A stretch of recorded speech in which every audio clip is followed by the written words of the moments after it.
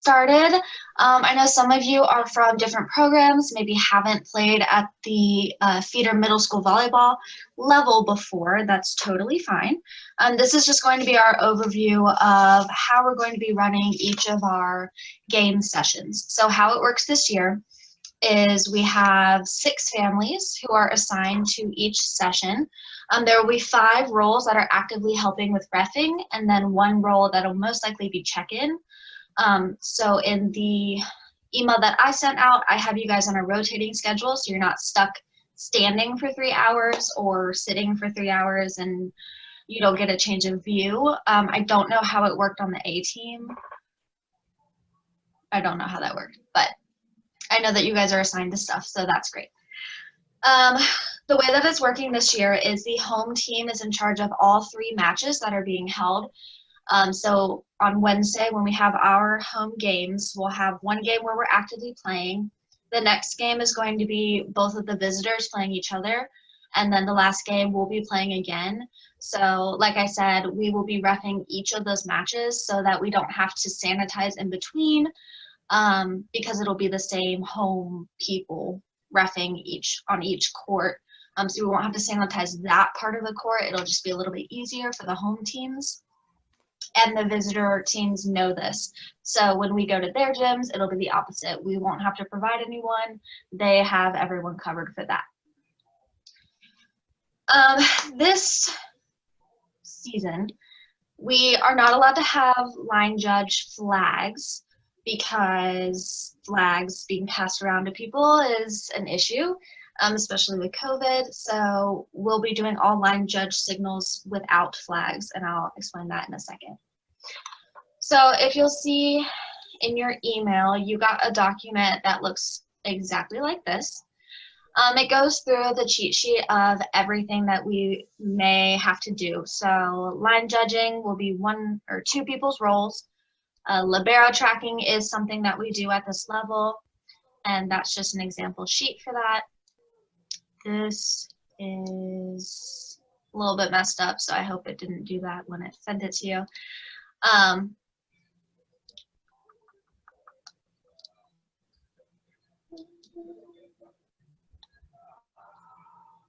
So I can actually see. Okay. This will be our bookkeeping sheet. This is going to be the hardest thing to figure out how to do, but once you kind of get the hang of it, it's not as difficult as it seems. But there's a lot of information that gets covered. And then the reference sheet for that. And at the bottom, I have this link where I got all these references from. So if you miss something in this session, you can always go back and just go through the slideshow for that. So I'm going to start with the easiest one, which is going to be line judging.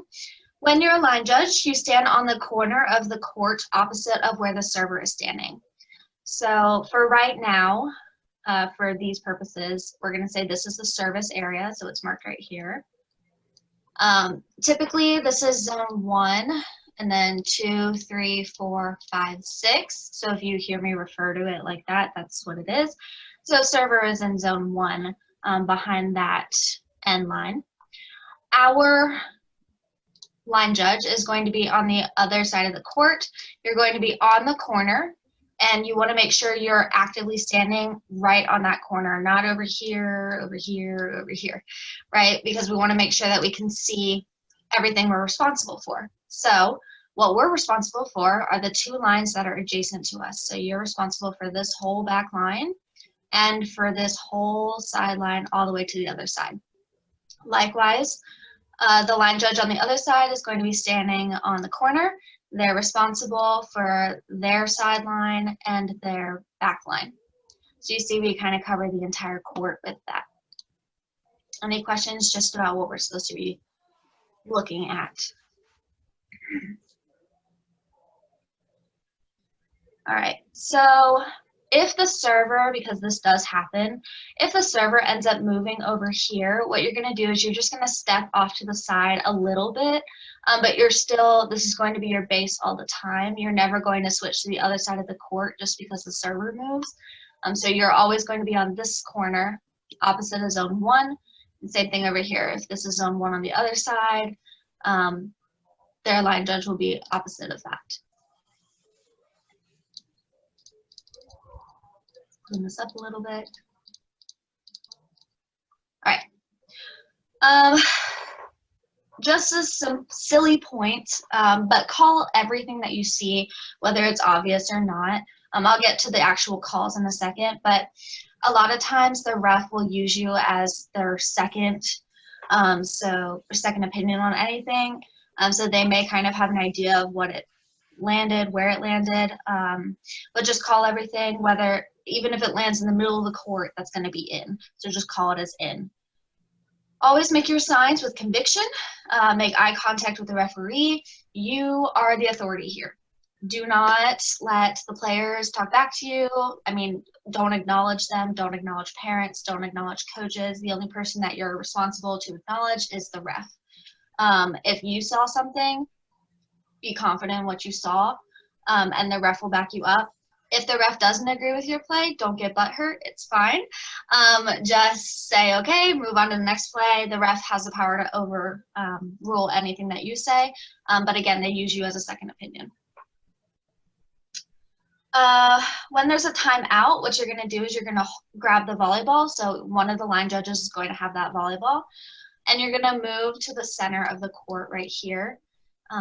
Just to kind of get in the way on both sides, or out of the way on both sides from the timeouts. So you'll move to the center of that end line.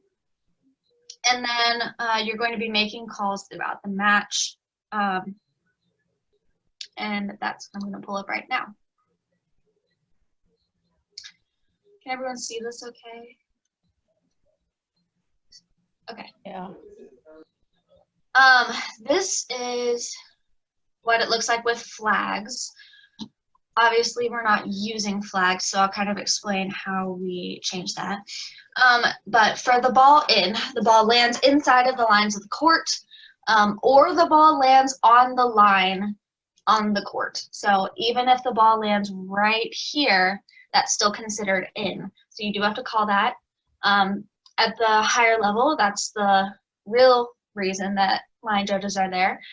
We can tell when the ball's out over here or in over here, but it's that line that's the issue. So that's the one that we're really there for. But again, call everything, whether it's obvious or not. So if the ball is in, you'll point your flag, if you had a flag, into the court. Since we don't have a flag, we're going to take both of our hands and point them into the court. So we're just doing a downward motion with our hands, pointing into the court. Open hands, not like pointer fingers, it's just open hands. Ball is out. We would point up, like behind us. We're not going to be doing that. We're going to be having our hands up. So I'm going to just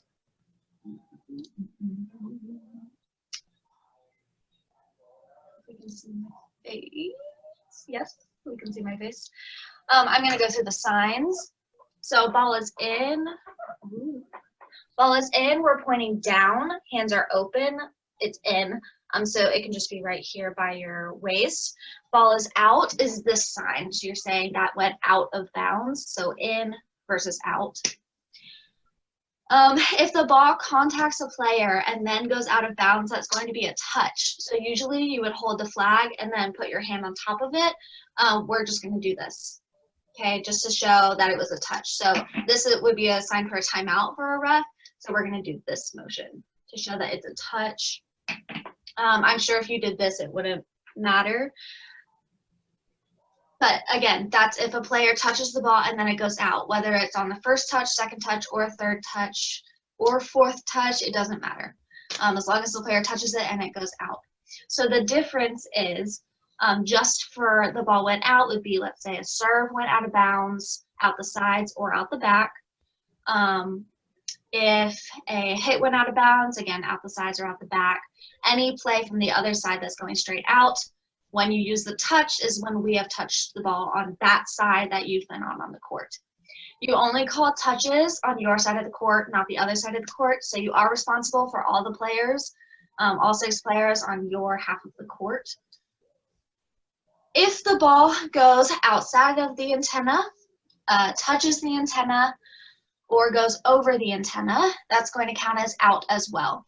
But instead of saying the out symbol or the touch symbol, what we're going to do is point up at the antenna that's at the net and just wave your hand until the ref sees you. You may not see you until halfway through the game, but they should stop play, and award the point to the appropriate team.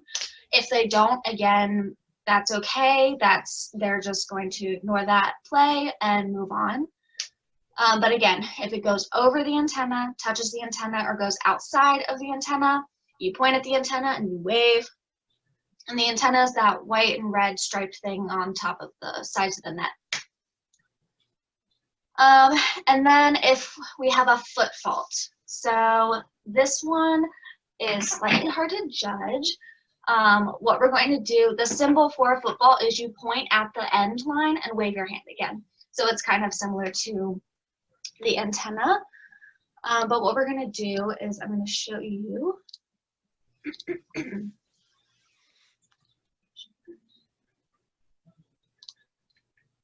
All right, my screen should be back up. Yeah. Okay. So you're standing right here. You're going to align yourself so you can see this line. You don't want to be. Oh, you can't see the. My fault. No, it just says Zoom. Zoom. I did the wrong screen. That's fine. Let's try again.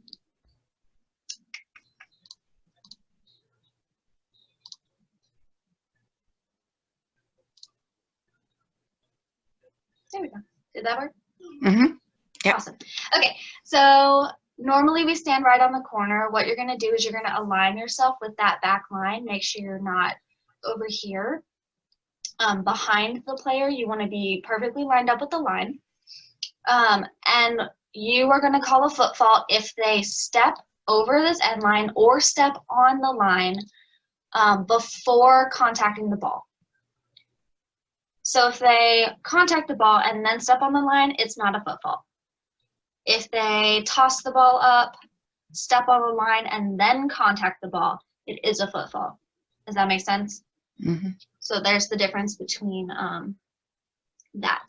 If there's a player that's jump serving, a lot of times what they'll do is their approach will land them inside of the court. It's the same rules. If they cross the line before they contacted the ball, it is a foot fault. So even though they're jumping.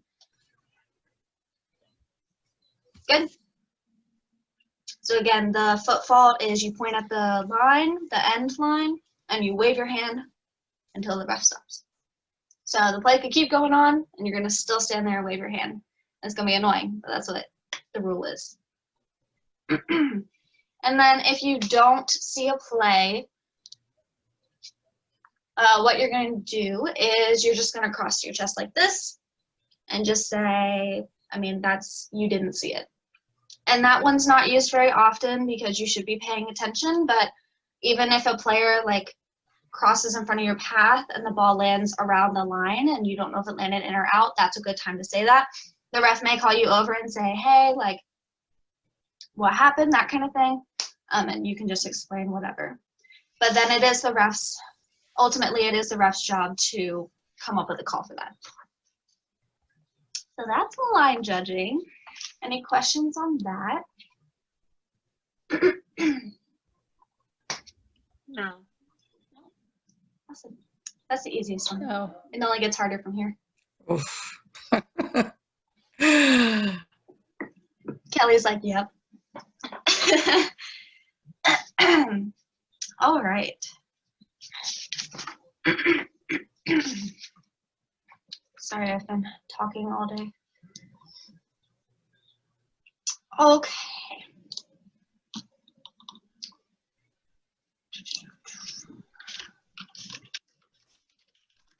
I want to get a fresh Libero sheet for us so that you don't get confused.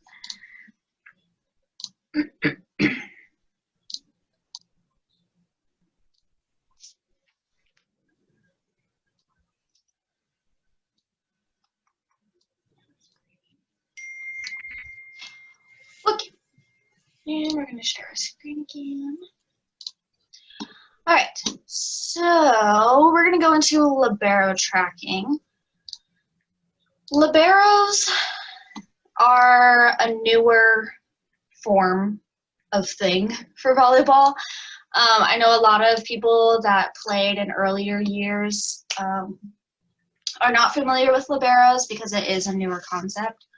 Essentially what a libero is the most consistent passer on the court. They're given a special jersey, so it's going to typically be opposite of whatever color they're wearing. So if they're wearing white, it's probably going to be black or some other color like that. I've seen some in bright pink. Sorry, I don't understand. I've seen some in bright pink, but it doesn't really matter. It's the one that's in the opposite color, so it should stand out.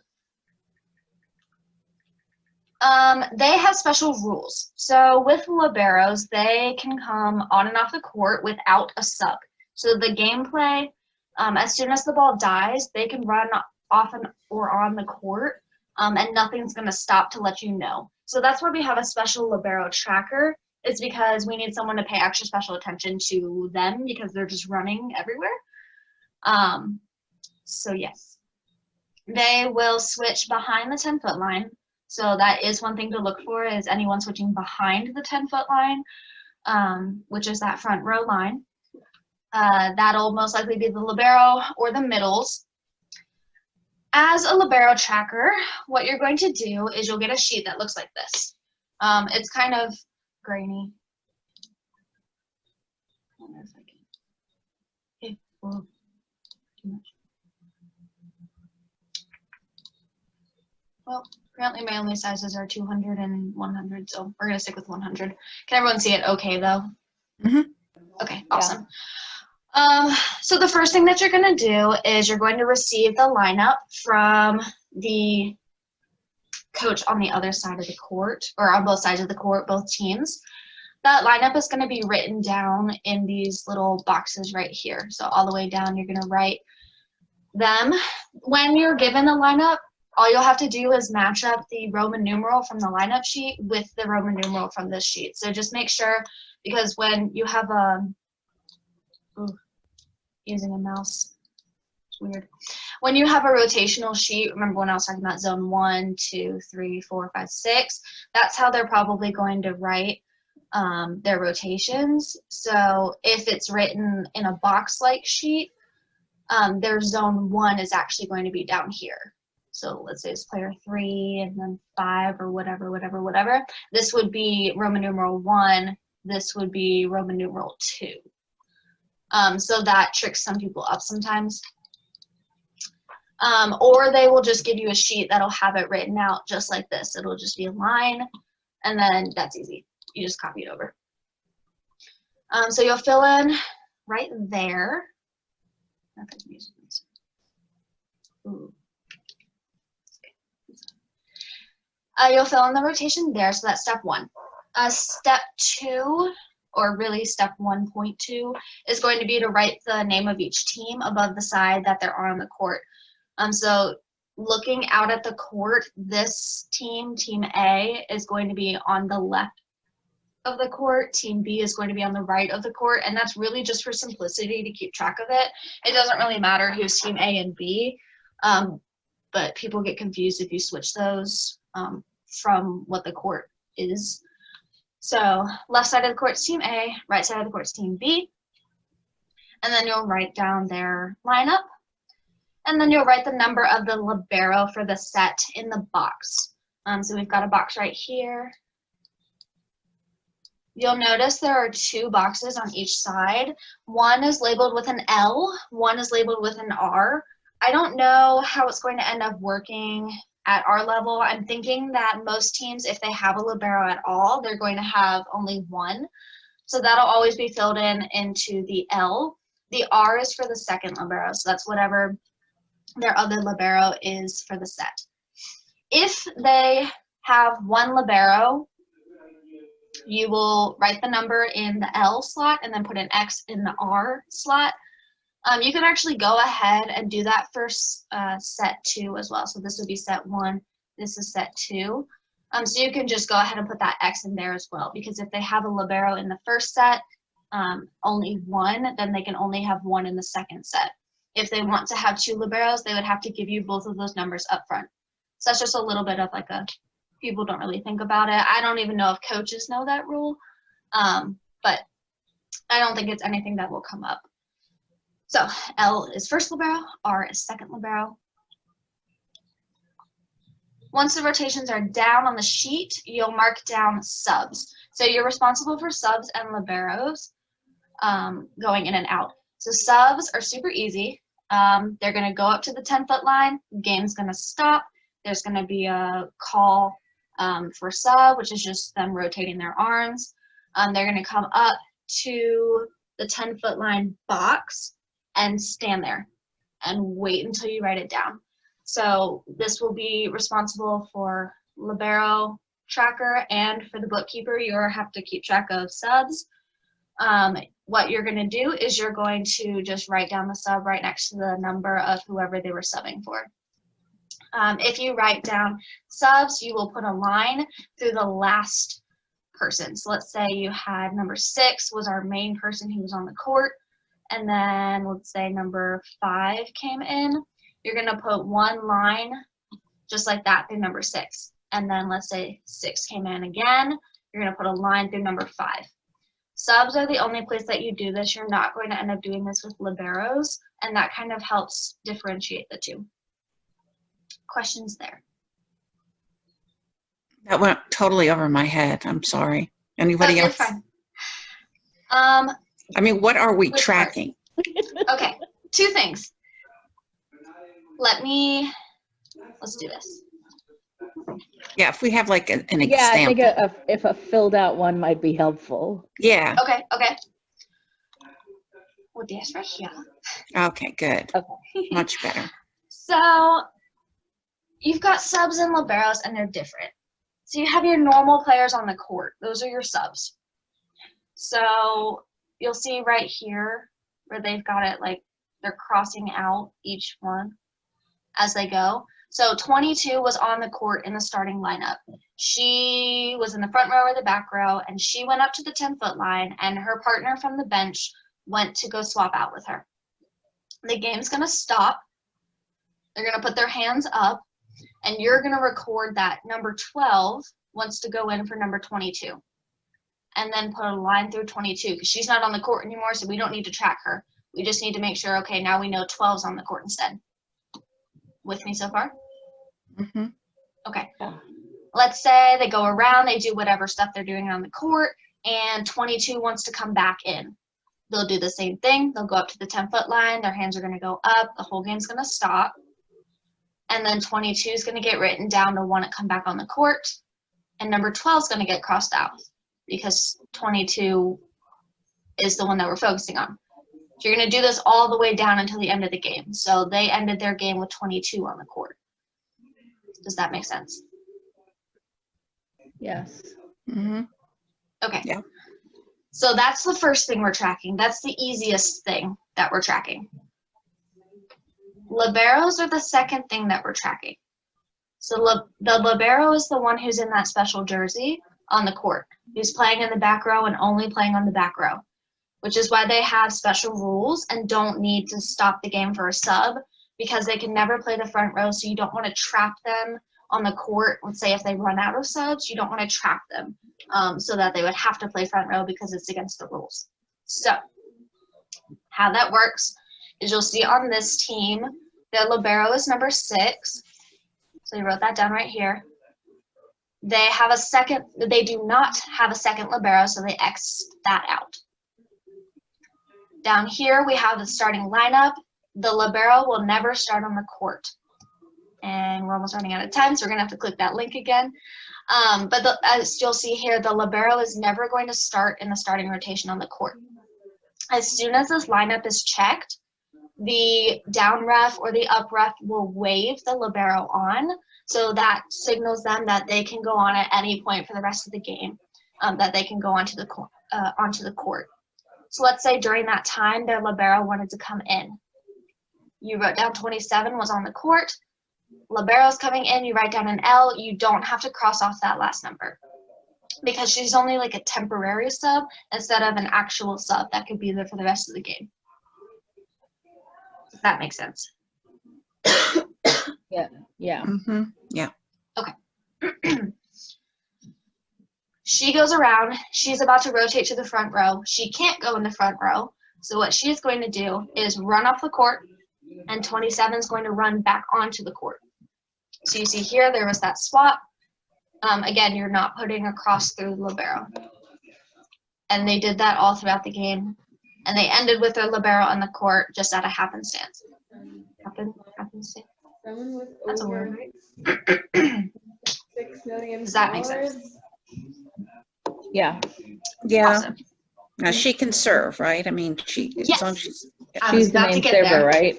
You're ahead of me, ahead of the game. Yes, they can serve. The only rule for Libero trackers is when they serve, you put a triangle around the Roman numeral of that position that she's in. The reason is she can only serve in one of the rotational spots. So the Roman numeral is a rotational spot. She can only have one triangle in all of that. Let's say she tries to serve in zone 6, that person's rotational spot. That will actually be a penalty. It'll be a loss of point. The ball will go to the other side. And then the game will resume because it's going to be basically out of rotation, I guess. So sorry. I have a quick question. Mm-hmm. I think I may have missed it, but the sections on the court, I know the server starts in 1. Does that go clockwise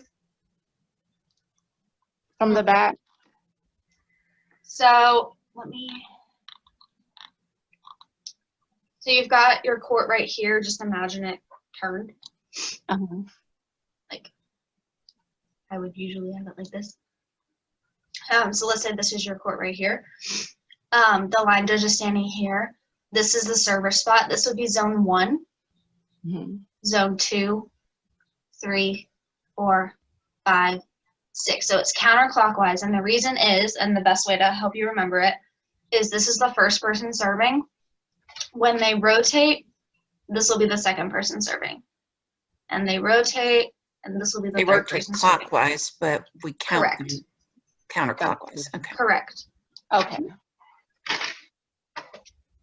Thank you. I have something in the back of my throat. All right. So when we do the Roman numerals, like when we were writing down, that person that's in Roman numeral number 1, she's going to be in zone 1, and then zone 2, zone 3. But those will be filled out though. They will hand that to you, and then it should correspond. The Roman numerals on the sheet will correspond with the Roman numerals on this sheet right here. So the Roman numerals on the one that they hand you will correspond with this. You can just match them up and fill in the rotation there. So again, as an example, you would only cross out the numbers. So let's say number 6 was starting, Libero came in, you don't cross out number 6, 6 goes back in, Libero goes in, number 6 goes back in, 24 subs for 6, you would cross through 6. But we haven't crossed through 6 up until that point. Okay, if, that's the wrong one. So you see here, there's that triangle. Again, if they serve, you'll put the triangle on the Roman numeral. They can only serve in that rotational spot. So what you're going to do is you have to let them serve. You have to let them make the error. You have to stop the game or wave down the ref after the error has been committed, and then handle it from there. Most likely the ref will come down and say, what's the problem? And you'll say they served in the wrong position. Or something like that. But again, you have to let them make the Can you error. do that one again? So they can't serve from where now?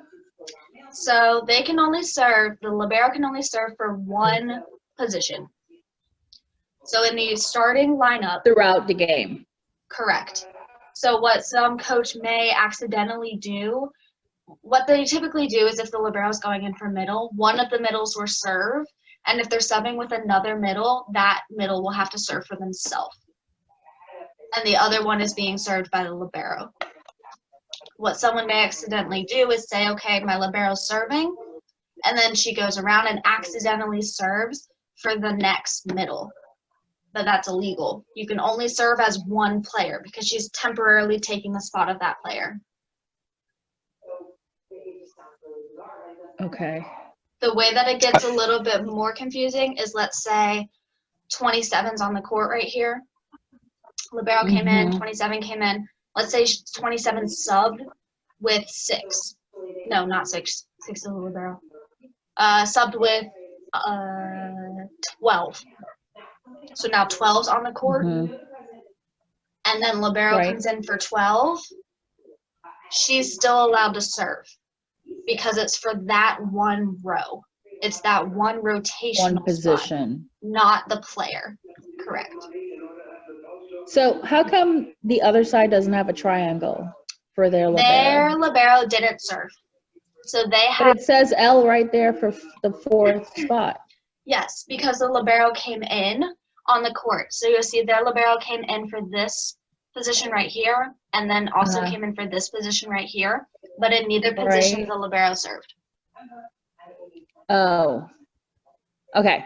So when a libero comes in and takes somebody's spot, you make sure and put a triangle, and that's how you track that libero is serving from that spot.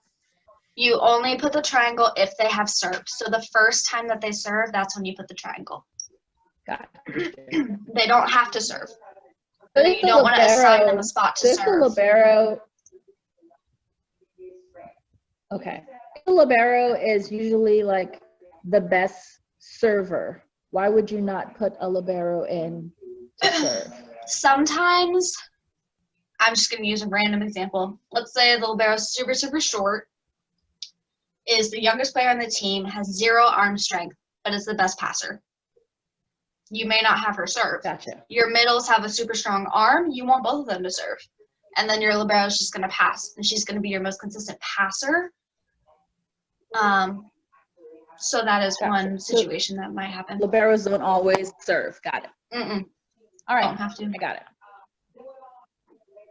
All right, Hi, we this is- elected you the Libero Tracker. Hi, Since you confidently said you got it.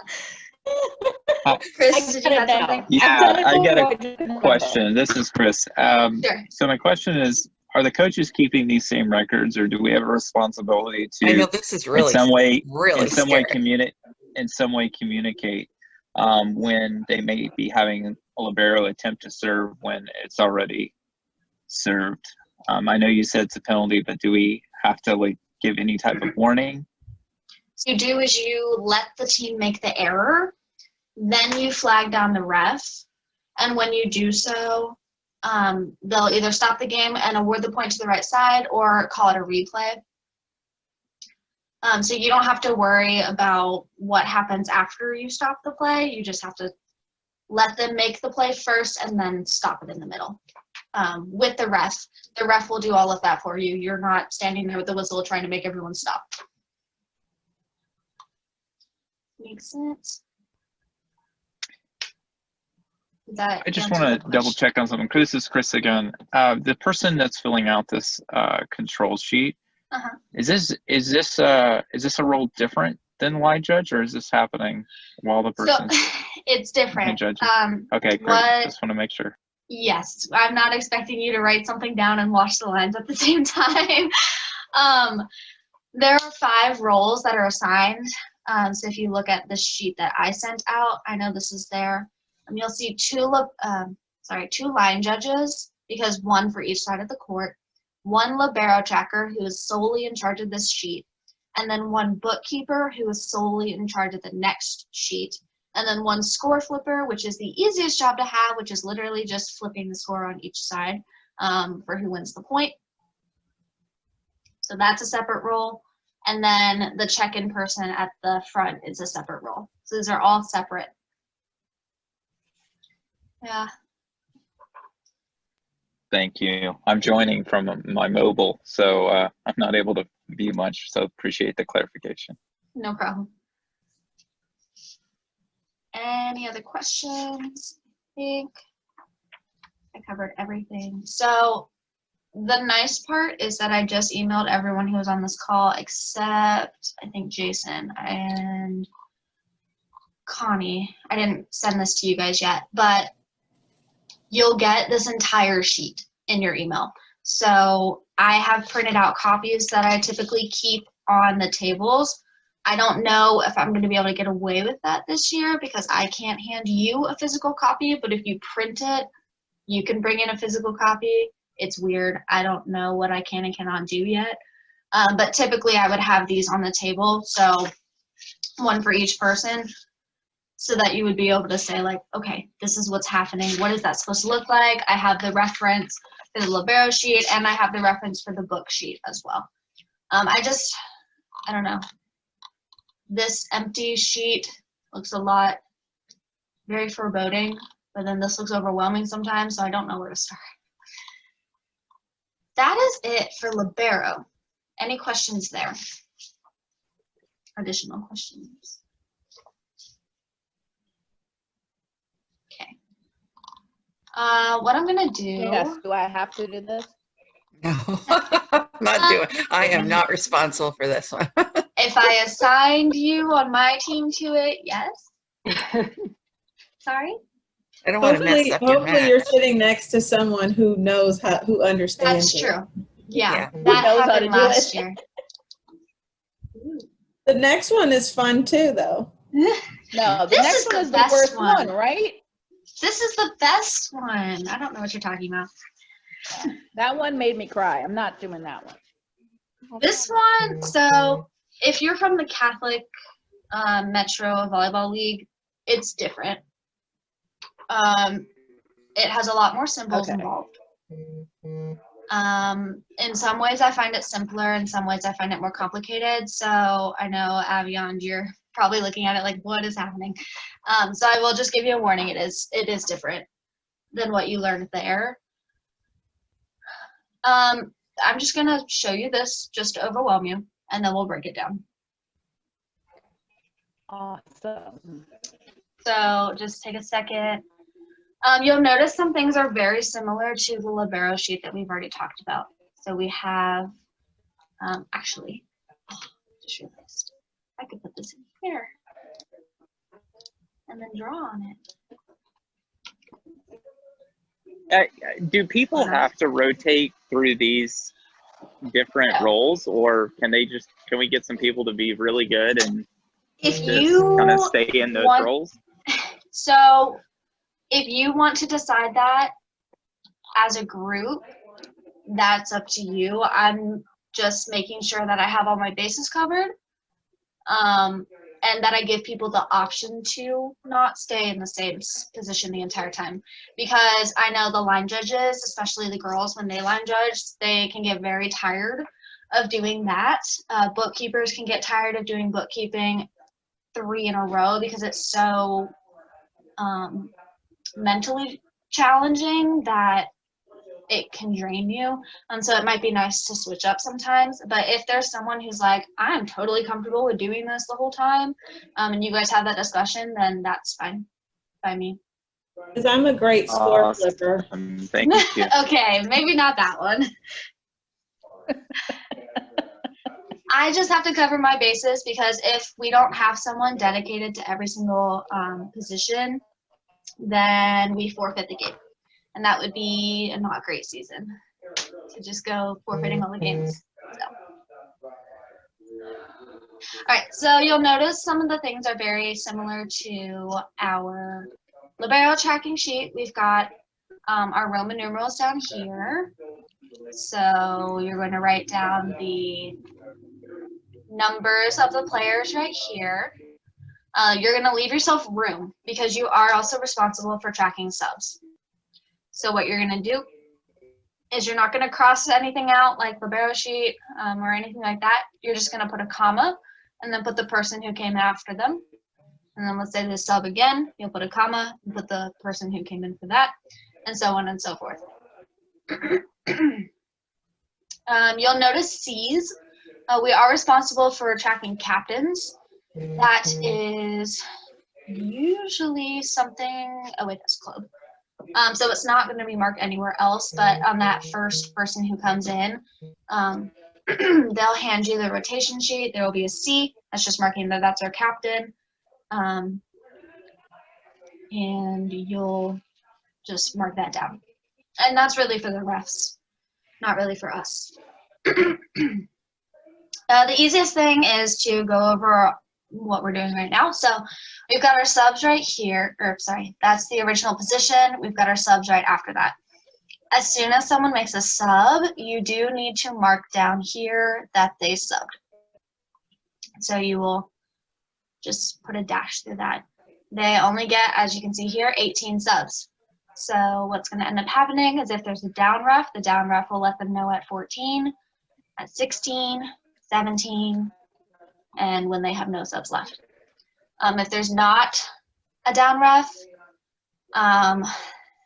I would recommend maybe getting the score flipper to like call out to the coach and say, hey coach, you're running low on subs, you have this many subs left, whatever. But technically that's their job to track as well, so they should be coming to you for that. So subs, all you have to do on here is mark who's coming in for who. You don't have to cross it out, and you do have to mark at the bottom how many subs that the team has. Make sense? Okay. The other similarity over here is you see the triangle around the Roman numeral. That's exactly what you think it is. You're going to be talking to the Libero Tracker, and they're going to tell you what position that they can serve out of. You're just going to make the same notation around the Roman numeral on that side. Okay.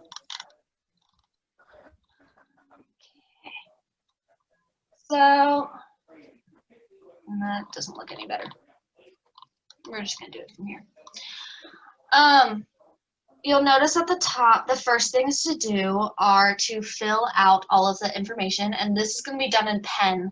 So you're going to write down whatever the game is, if it's a region game, if it's a tournament, whatever it is, you'll write it down at the top. You'll write down the location. So for all of our games, it's going to be Sprayberry. The division, we're going to go with junior jackets, and then junior, or middle school, and then you're going to write either A or B division. And then you will get one of these sheets for every single game, or every single set. So in a match, there are a possibility of 3 games or sets, whatever you want to call it. They're the same thing, unlike tennis. So you'll see it says match, it'll say game 1, you'll write down game 2 or game 3, and game 3 is going to look a little bit different. You'll get a different score sheet for that. Although this year that might change. I'll have to look into that. So you write that down there. When they do, oh, and you'll fill in all of the other information over here, like the time it starts, when it's scheduled, when it ends, the day of the week, etc. Just all of the important information over there. You'll write down in pen the first person in rotation. You'll also write down the Libero's number up here at the top.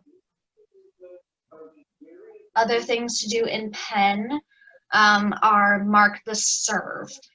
So you'll see an S in a corner right here. You'll see this one is X'd off. That means that team is the one who served first. So that's what the ref's going to tell you after the coin flip with the captains. You'll go ahead and mark that there. Questions on the stuff in pen? It's just all of the match information. How accurate does this stuff need to be? Not very, especially at this level. I will say that. I mean, I am being recorded. It has to be right, but accurate. Like, it just has to be there. I'm just saying, like, if I make a mistake, do I have to run away, or is it okay? No, it's Okay. not that big of a deal if you do end up making a mistake. The important stuff is the stuff on the middle and the points. So we do need to make sure that the points are accurate. That's really the biggest thing at this level. Other questions?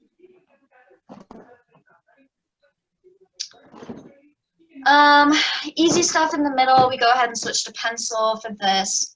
Every point that's 1, you're going to cross off a center score. You're just going to keep putting a dash through.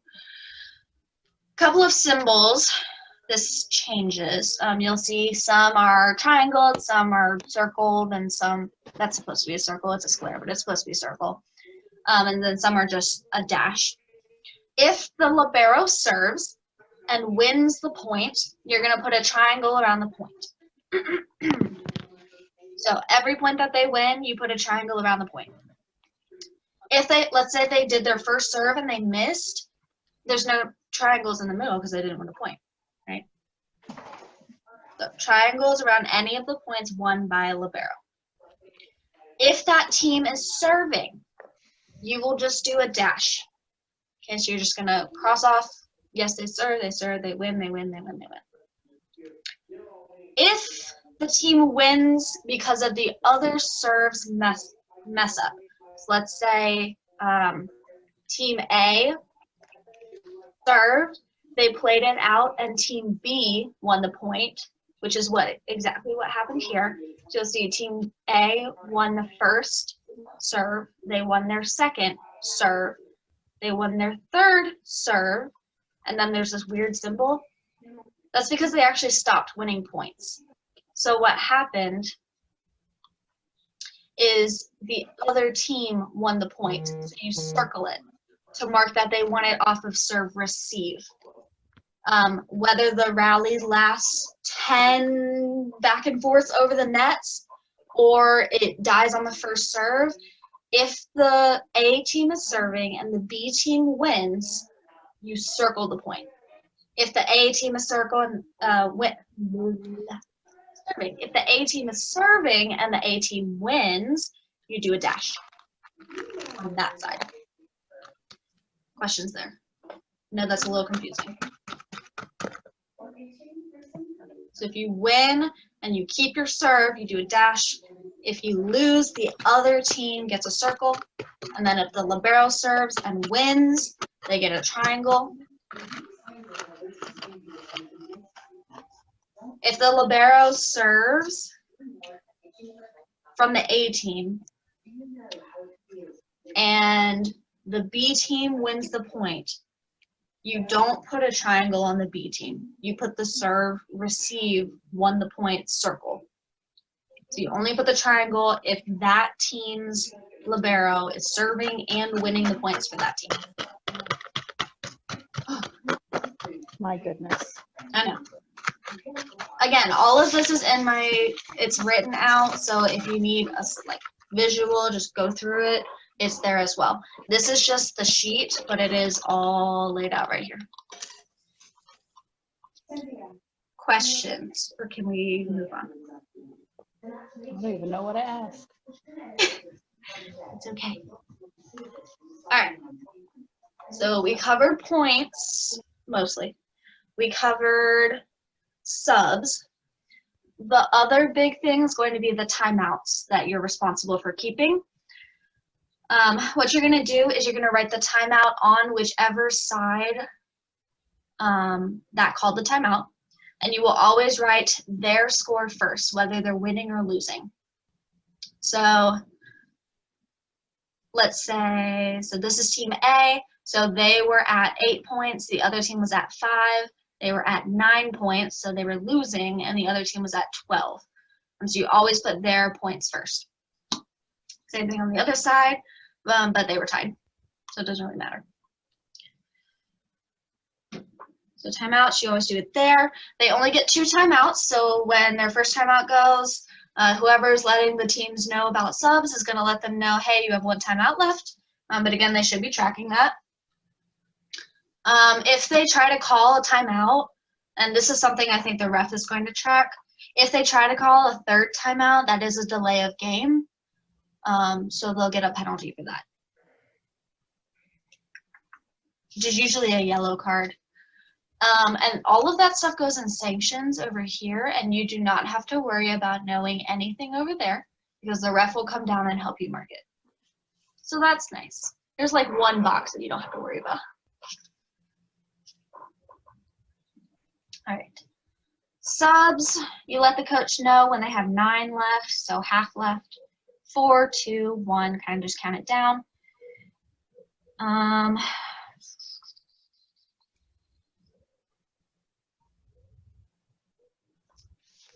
That, just going through my cheat sheet, making sure I'm getting everything.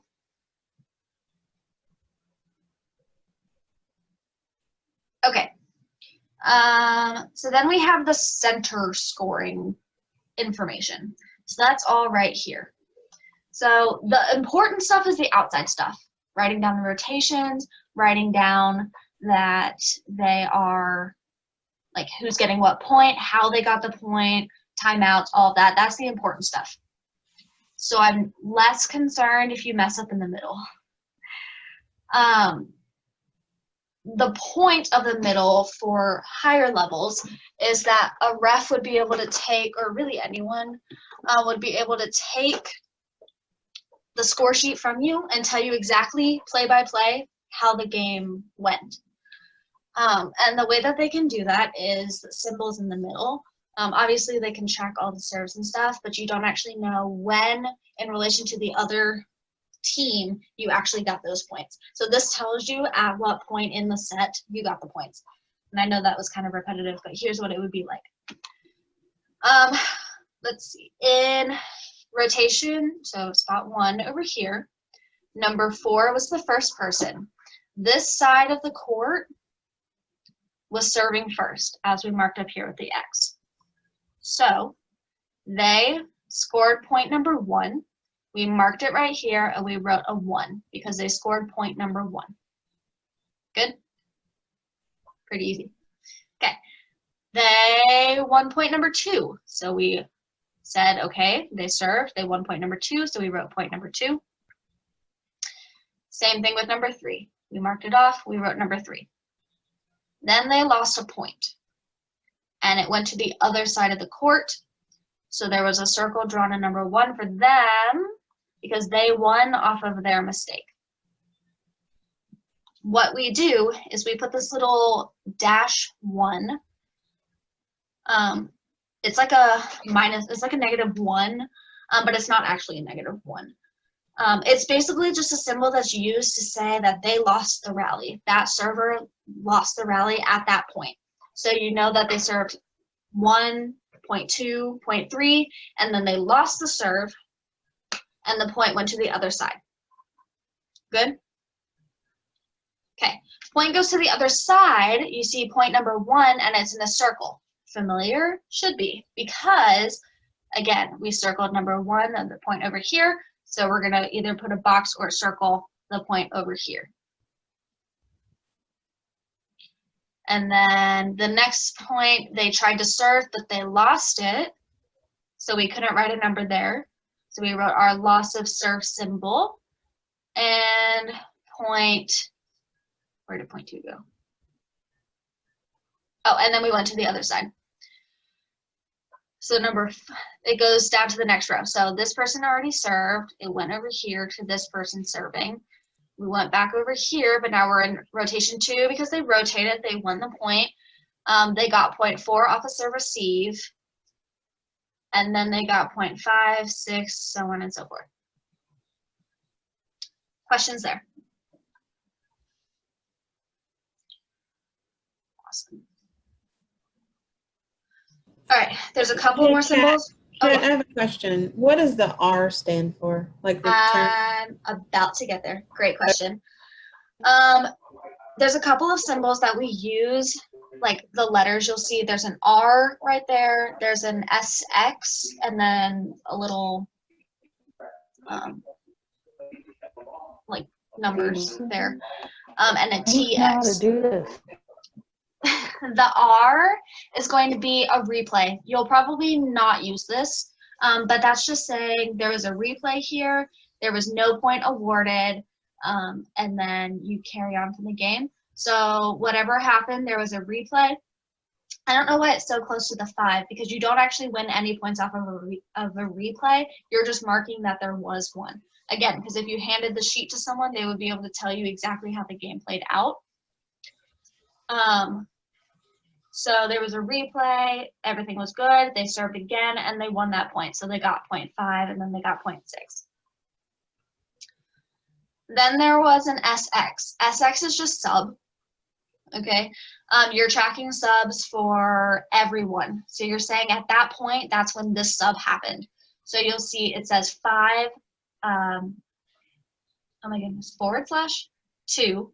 Wow, I felt the youngness that just hit. That was really bad. Okay, I think that's a /.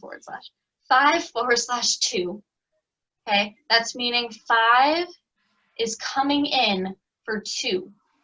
So you'll write that there. So you'll say sub 5 for 2. That's how you would read it, 5 for 2. Then they served 0.7, then they served 0.8, then they lost the point, and we went to the other side. Questions there? So whenever the sub happens, you write it on the side of whoever's serving, whether or not that's the side the sub happened. So this sub happened during this person's serve, like their streak of serves, but the sub was happening on the other team. That's okay. You write it on the place where the serve just landed. If it was a serve receive, like over here, they want to point off a serve receive and then they subbed, that's what you're going to do. You're going to write the sub there, and then they lost the serve. And so it went back to the other team. Questions? The only other thing, I don't want to say the only other thing, but the other letter symbol would be TX, which is just a timeout. So again, you just put that there on whichever side is in the middle of their serving streak. Because you don't need to mark which team is doing it, because it's already marked here for subs and it's already marked here for timeouts. So you're just marking that it did occur during that time period. And then I talked about Libero serve and the triangles, our favorite symbol ever. This is a recommendation. This isn't a requirement. But it's recommended that once the servers have gone all the way around the court, so you've gone through serve rotation 1 through 6, and it goes back to 1, that you change the color. So that's why you have blue here and red here, is that's what that means. Either pen to pencil or blue to red or something along those lines. Again, it's a recommendation. It's not a requirement. Anyone who picks it up who knows volleyball will be able to tell you if the number down here is 19 and all of a sudden you lost the point, it would go back to rotation 1. But if it helps your brain to do it that way, then that's totally fine. Okay, deep breath. It's gonna be okay. We'll get through this. That was it. Let me know if you need me to go over anything or if you have any questions. That's it. That's it. That was it. What?